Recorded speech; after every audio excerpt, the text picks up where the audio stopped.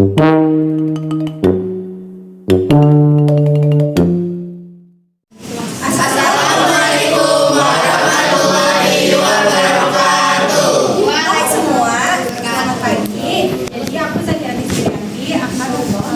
kami akan mempresentasikan hasil PPKN kelompok 2. Sebelum itu perkenalkan nama saya Hasya Marina.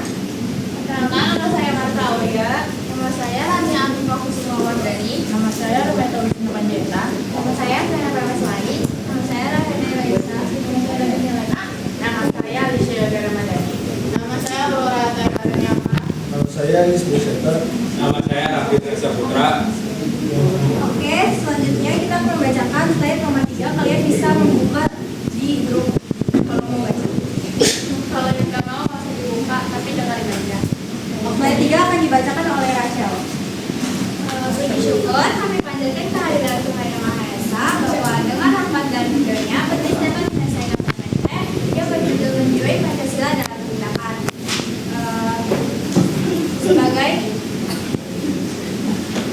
Semoga PPT ini dapat menambah wawasan kita semua dan dapat memenuhi nilai dari yang Ibu Unifikasi dan dapat menjadi nilai bagi penulis.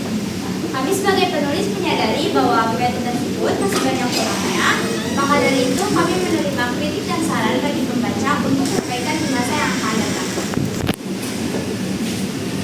Oke, selanjutnya slide keempat yaitu akan dibacakan oleh Rania.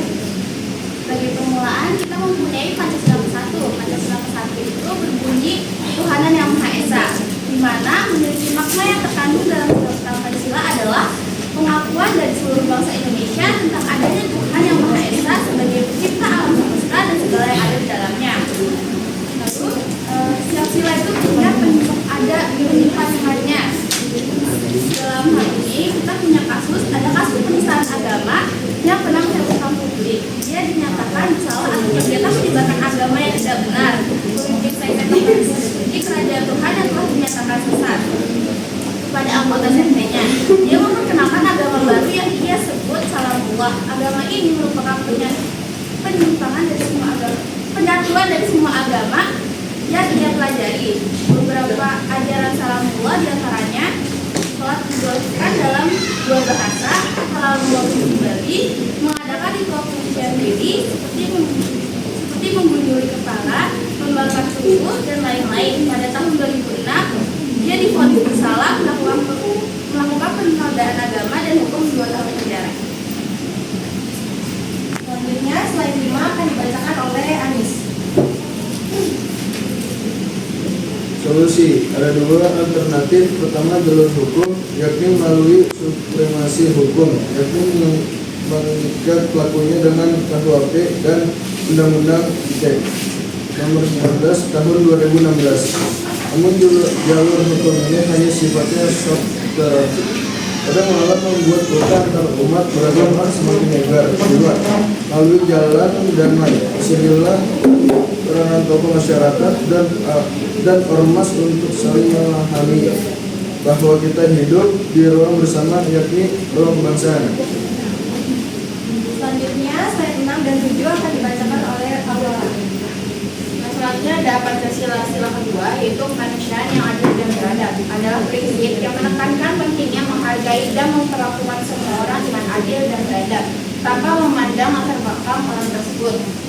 Menekankan pentingnya menghargai perbedaan dan menghormati keberagaman semua manusia memiliki martabat dan hak yang sama, dan bahwa mereka harus diperlakukan dengan adil dan beradab. Ini berarti bahwa tidak ada diskriminasi atau perlakuan yang tidak adil berdasarkan faktor-faktor seperti agama, ras, atau antar golongan. Kasus dari sila kedua itu ada kasus bullying yang dianggap sebagai pelanggaran sila kedua Pancasila karena hak dan martabat seseorang tidak dihargai, di mana seorang individu diperlakukan tidak adil. Sementara karena individu lain menganggap dirinya lebih baik dalam segi tertentu. Solusi dari sila kedua itu yang pertama ada sosialisasi tentang bullying, yang kedua membuat aturan yang tegas terhadap perundungan, yang ketiga deteksi bullying sejak dini, yang keempat memberikan dukungan pada korban, yang kelima menjadi contoh yang baik, yang keenam melawan perundungan, yang ketujuh membantu pelaku menghentikan perilaku yang buruk. Selanjutnya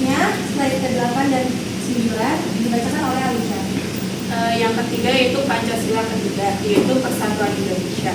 Persatuan Indonesia menjadi landasan bangsa Indonesia untuk mempersatukan warga negara dalam keberagaman. Persatuan merupakan sikap kebangsaan yang saling menghormati perbedaan dan keragaman masyarakat.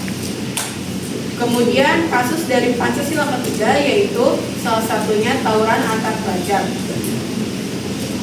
Tawuran antar pelajar adalah bentuk konflik atau kekerasan yang terjadi antara dua atau lebih kelompok pelajar yang berasal dari sekolah yang berbeda. Selanjutnya, slide 10 dan 11 dibacakan oleh Nadi. Solusi untuk mengatasi tindakan dari Pancasila ketiga yaitu mengidentifikasikan siswa-siswa yang berisiko terlibat tawuran agar mendapatkan perhatian. Kedua, memberikan pendidikan moral. Ketiga, setiap guru wajib menjadi figur yang baik. Keempat, memberikan perhatian sebagai dukungan sosial di sekolah dan motivasi yang lebih. Lima, memfasilitasikan para pelajar. Selanjutnya ada Pancasila keempat, yaitu kerakyatan yang dipimpin oleh hikmat kebijaksanaan dalam menjalankan perwakilan. Nah, dari satu sumber ini memiliki makna penyimpangan kasus dari sila keempat ini adalah ketidakadilan hukum bagi pejabat dan kaum bawah. Buktinya beberapa tahun silam orang yang dikata mencuri buah seperti semangka dan kakao harus mendekam di balik jeruji besi mulai dari ancaman 11 hingga 5 tahun. Hanya karena mencuri kakao seharga Rp2.000 saja. Sedangkan para pejabat yang sudah menelan dari milik negara miliaran rupiah hanya ditahan selama 1 sampai 2 tahun bahkan tidak diselidiki. Hal ini memang ironis tapi memang ada di Indonesia, merupakan salah satu pelanggaran berat Pancasila. Selanjutnya, slide 12 dibacakan oleh Raffi. Solusi sila keempat. Yang pertama, perbaikan sistem dan tindak lanjut atas pengaduan dari masyarakat. Yang kedua, pemberlakuan kewajiban pelaporan transaksi uang tertentu. Yang ketiga, pelaporan kekayaan pribadi, pemegang jabatan dan fungsi publik. Yang keempat, perbaikan sistem dan tindak lanjut atas pengaduan dari masyarakat. Selanjutnya, slide 13 dibacakan oleh Tiara. Contohnya ada sila kelima yang berbunyi keadilan sosial bagi seluruh rakyat Indonesia yang bermakna bahwa setiap orang berhak mendapatkan perlakuan dan bersifat adil terhadap sesama. Makanya kita diwajibkan untuk menanamkan sifat adil terhadap sesama dari sejak kecil. Nah, salah satu hal yang melanggar sila kelima Pancasila adalah bersifat konsumtif, karena ini sangat bertentangan dengan Pancasila sila kelima, yaitu mengenai tidak bersifat boros dan bergaya hidup mewah. Saat kita membeli barang dan kita tidak menggunakan tersebut dengan baik, sedangkan banyak orang di bawah kita yang lebih membutuhkan, tapi kita tidak mempergunakan barang itu dengan baik. Lalu konsumtif juga bisa berdampak berkurangnya kepercayaan diri terhadap orang tersebut, seperti kemiskinan, diskriminasi, atau perlakuan tidak adil karena hal tertentu. Selanjutnya, slide 14 dan 15 dibacakan oleh Tina. Selanjutnya solusi sila kelima. Pertama, evaluasi pengeluaran dan kegiatan belanja. Kedua, membiasakan pembayaran tunai dan menghindari hutang. Tiga, buat daftar belanja rencana. Kesimpulannya, menjiwai Pancasila dalam tindakan berarti bahwa melaksanakan kegiatan atau tindakan harus sesuai dengan Pancasila seperti menjunjung perdamaian, menghindari kekerasan, bersikap terbuka, dan menghindari sikap kederaan yang berlebihan. Sebelum kita akhiri dan sebelum kita ekspresi, apakah ada yang mau bertanya? Ya, perwakilan dari kelompok. Nama saya Nurani Sedafri, absen 24 dari kelompok 1. Ingin bertanya, mengapa kasus bullying seringkali diabaikan atau tidak ditangani dengan serius? Apa dampaknya terhadap implementasi sila kedua Pancasila? Terima kasih. Perkenalkan, nama saya Fabian. Saya ingin bertanya, saya dari kelompok 3. Saya ingin bertanya, apa sih isi dari KUHP dan UU ITE nomor 19/2016? Lalu, apa isi dari KUHP dan UU ITE tahun 2016 nomor 19? Yang biasa dia 5 tolong jelaskan. Terus contoh penanganan shock terapi. Shock terapi itu apa? rencana penanganannya itu seperti apa. Oke, makasih. Oke, jadi saya Suwana, izinkan saya untuk menjawab pertanyaan dari Nisa. Jadi kenapa kasus bullying itu nggak ditindaki secara langsung? Karena beberapa orang, bahkan banyak orang yang menganggap bahwa bullying itu adalah hal yang biasa gitu. Padahal sangat berpengaruh pada mental korban, bahkan menyebabkan bunuh diri. Nah, hubungan pada sila kedua Pancasila adalah karena hak dan martabat seseorang tidak dihargai. Ya, gimana Nisa, puas nggak jawabannya? Nisa ngaku.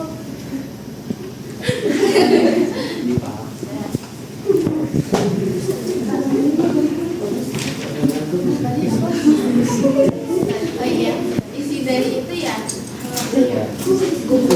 Saya nomor 19 tahun 2016. Ya, itu isinya adalah orang dengan sengaja dan tanpa hak menyebabkan berita bohong dan menyesatkan yang mengakibatkan kerugian konsumen dalam transaksi elektronik. Nah, tapi sebenarnya yang lebih tepatnya itu harusnya pasal 196A KUHP. Nah, itu tuh tentang barang siapa yang di muka umum menyatakan perasaan permusuhan, kebencian atau penghinaan terhadap suatu atau beberapa golongan rakyat Indonesia, diancam pidana penjara paling lama 4 tahun atau pidana denda paling banyak 4.500 rupiah. Nah, itu tuh pasal 196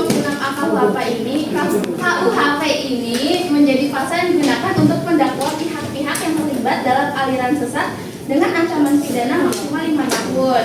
Pasal ini dikenal dengan pasal penodaan agama.